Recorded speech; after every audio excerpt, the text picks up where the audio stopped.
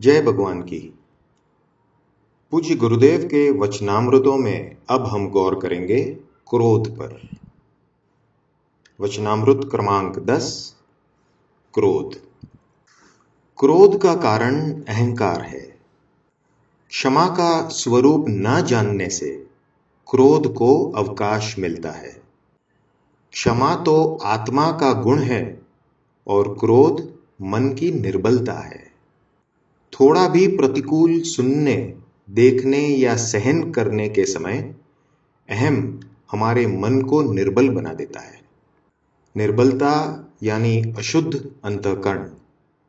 पर अहम की प्रगाढ़ छाया क्रोध एक बार अंतःकरण पर सवार हो जाए फिर विवेक जैसा कुछ नहीं रहता। मनुष्य की पूरी बुद्धि, प्रतिभा, सूझ, भक्ति, त्याग, वैराग्य और सद्भावना जो कुछ भी हो, इन सब को क्रोध नष्ट भ्रष्ट कर देता है। सर्वगुण संपन्न मनुष्य पर भी जब ये दुष्ट सवार हो जाता है तब उसके सब गुणों को दबाकर उसकी इतनी अधोगति करता है जिसका कोई नाप नहीं।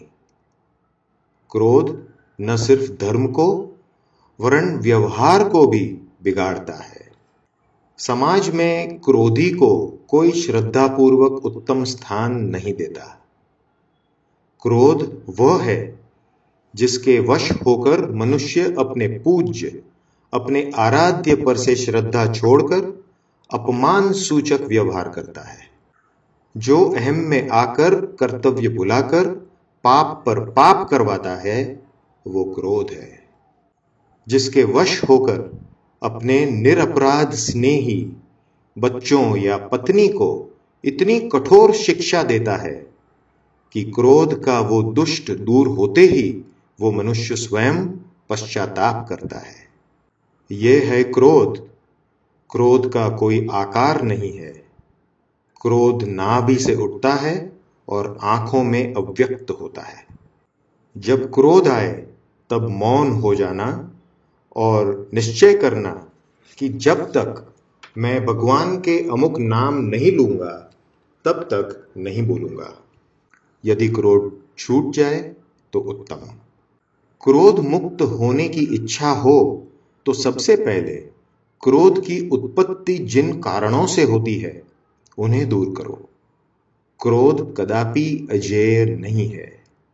विचार और वाणी के संयम से क्रोध जीता जाता है, पर क्रोध के उद्भव के समय, क्रोध की प्रारंभिक अवस्था में ही मौन और वाणी का संयम निभाना चाहिए। क्रोध करने वाले के प्रति क्रोध न करना। आगला होए अगन सम तो आपन होए पानी। जब आयुष्य का निर्माण हुआ तब सभी को 30 वर्ष की आयु भगवान ने दी। सबसे पहले बंदर को बुलाया गया। भगवान ने कहा कि तुझे 30 वर्ष की आयु दी जाती है। सुनकर बंदर घबराया और उसने आयु कम करने की विनती की। भगवान ने 12 साल कम कर दिए। उसके बाद गधे की बारी आई। उसे भी 30 साल की आयु दी गई। गधे ने कहा, मैं तो बोझ उठा उठाकर मर जाऊंगा। सुनकर भगवान ने कहा, ठीक है, तुझे 18 साल की आयु दी जाती है। बाद में कुत्ते को बुलाया गया। उसने भी प्रार्थना करके 30 में से 15 कम करवा लिए। आखिर में मनुष्य की बारी आई।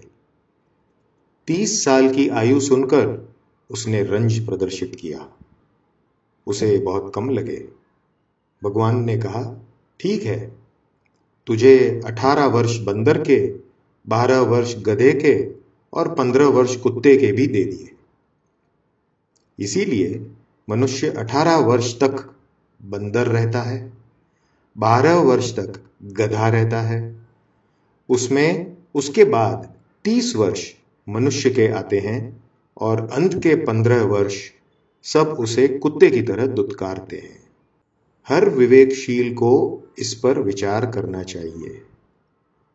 जब हम किसी के ऊपर क्रोध प्रकट करें या नाराजगी प्रकट करें, तब सबसे प्रथम ये सोचना कि सामने वाला किस उम्र में से गुजर रहा है।